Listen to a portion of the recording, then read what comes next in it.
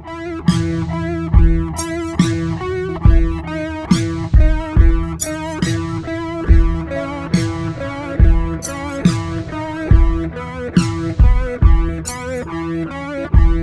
is DJ Pizzo, Hip Hop Site. I'm with my man Blueprint. What's up? What's up? Great. Cool. Great. You're in Vegas? Yes, finally, again. Yeah. And so we're at Beauty Bar tonight, and you are performing the Deleted Scenes tour. Yes. Yep. Deleted Scenes tour. We're like 3 weeks into it. All right. 5 if you include all the release parties and everything. Yeah. So, going strong, man. So Deleted Scenes is a new album. Yes. This is kind of a continuation of Adventures in Counterculture. Yeah, it's kind of a companion piece. Right. I think of it where the same sessions that created Adventures in Counterculture have been used to create Deleted Scenes. Okay. So was there, with the title Deleted Scenes, do you look at it as leftovers, or do you look at it as its own kind of? I look at it as like a completely different thing, because I'll say, fortunately, all the things that didn't make the record, that I didn't put on Adventures in Counterculture, had a certain style to them, and a certain theme to them. Adventures in Counterculture, I made that record to have like a real jarring effect, where like it would start and stop, and genres were getting broken between songs, where I would kind of switch gears really fast.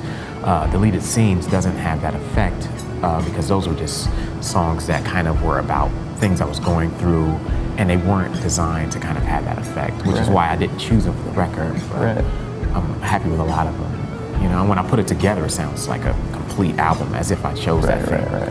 A couple tracks on both Adventures in Counterculture and Deleted Scenes, you're kind of experimenting with some rock sounds, some sung vocal tracks. What made you go in this direction with your music? For me, it was like, finally, there was 2 things. One was like, finally making music that reflected everything that I was listening to and was influenced by as a person. You know, I think when you come up in the era we came up in, which could be, you know, classified as the Keep It Real era, whatever it may be, you know, there's unspoken rules about things you can do, things you can't do. And I think that creating those records gave me the opportunity to just say, you know what, fuck that. I'm just gonna go in, and whatever I'm feeling like making that day, I'm gonna make it. And you know, I was doing shows in Columbus in 2004 with all rock bands anyway, and I was starting to become really heavily influenced by that scene right before 1980 had even come out. And so what I started doing musically was experimenting with that, working with those musicians, and the people that I was with, and the scene in Columbus is a little bit different. Like our local rock scene and our local hip hop scene are very intertwined. When I lived in Cincinnati, it was nothing like that. It was the opposite. You would never consider those things mixing together. In Columbus, it was the opposite. So socially, it was together, and then all those things started to kind of influence my music, and I felt a little more comfortable exercising that. And then, you know, maybe also I think it's just acknowledging that we're in like what I call like the iPod era. You know, where like kids aren't necessarily focused on having one full album. And shuffle. And just knowing only one genre. There's so much more diverse than we were in their musical listening, because access is not a problem. You know.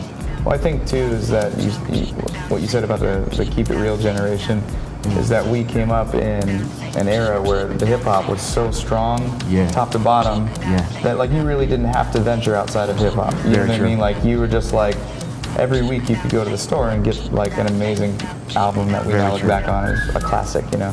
So I think, you know, and of course you and I are both in our 30s, right?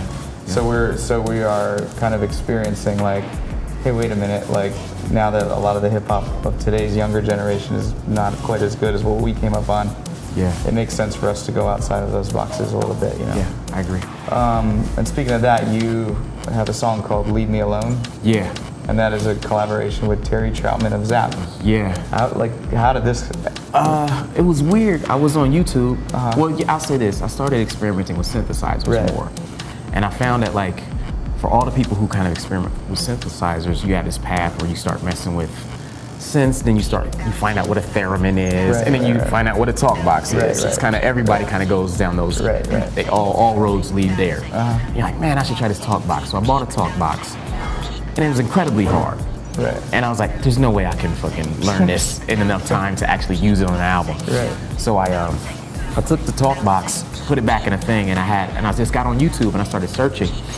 One of the first videos I came across was Terry Troutman in his living room, and it had very little views, just doing something ad-libbing on a talk box. I was like, this is incredible. And then I remembered that Zap is from Dayton, Ohio. And I was like, man, I'm gonna reach out. Just call this guy. So I found a guy, I hit that channel up, and that guy reached out to another guy, and it took about 2 weeks to actually get to him. And I got to him finally, and then we negotiated everything, and he was like, yeah, man, just come to Dayton and hang out, and we'll do it. And so I drive to Dayton, like, 45 minutes away, go into his garage studio, and there's all these platinum plaques on the wall from like the Red Man record, like. Because he's getting all the samples, exactly. Like, shit. And he's like, let's do it. He's like, I like to do these things with people. I was like, that's awesome. So I just sat there for an hour, and he had the same, Yamaha DX 21 that they all used back in the day. And he nailed it. And then the whole time he's like, what do you think about this? What do you think about this? I was like, this is incredible. What do you mean, what do I think? This is like, this is amazing. But yeah, it was a track that I originally had. I had another person do it, and I didn't like it. And then I was like, you know what? Why don't I just go to the source? And that's it was a beautiful experience. Just kind of going and seeing someone at that level get on the top box and make music.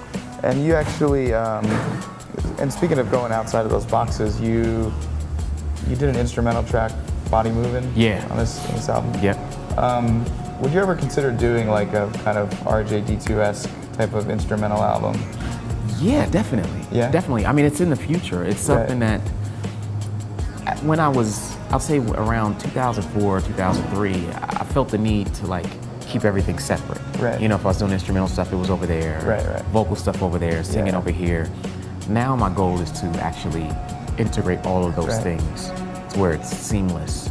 And it's just an expression of what I do. So I do have a lot of instrumental stuff I'm working on now, and I hope to release it next year, Speaking of RJ, do you think we will see, well, you guys released another Soul Position track recently. So what does that lead to? That was a weird one, because that was like RJ like, hey man, you want to do a song for this thing I got going on? And I was like, cool, because I was on tour with Atmosphere this summer.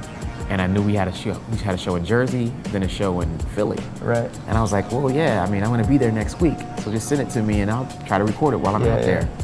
He sends it to me, I write it, and I go record it, and it comes out really well. And so, we had to do like 10 different edits of it because they were like on some legality shit. I couldn't mention kids, I couldn't mention like bikes or anything associated with kids. It was a beer company or a Stoli. I had to do like 4 rewrites and 10 different records and get it all approved. So we went through all that shit. And then after that, we're like, man, you got any new music? It's like, yeah, cool. You wanna write some shit? Cool. So he sent me a bunch of new stuff. We started recording like maybe a month ago, and we got like 13 songs so far for the next Soul Position record. So that ain't bad. No, not bad at all. Like I was in the zone. There was like a 2-week period where I was writing like a song or 2 every day. I was like every day just knocking them out. And when I get off of this tour, my goal is to finish it by the end of the year. Do you have a title for this record? Not one yet, man. I kind of want to take the theme of that song though, like that the song that's about like the summertime and the good life. And I kind of want to do a record that actually feels good and mirrors like positivity. I make a lot of dark music, but I think I need to make some positive music for us.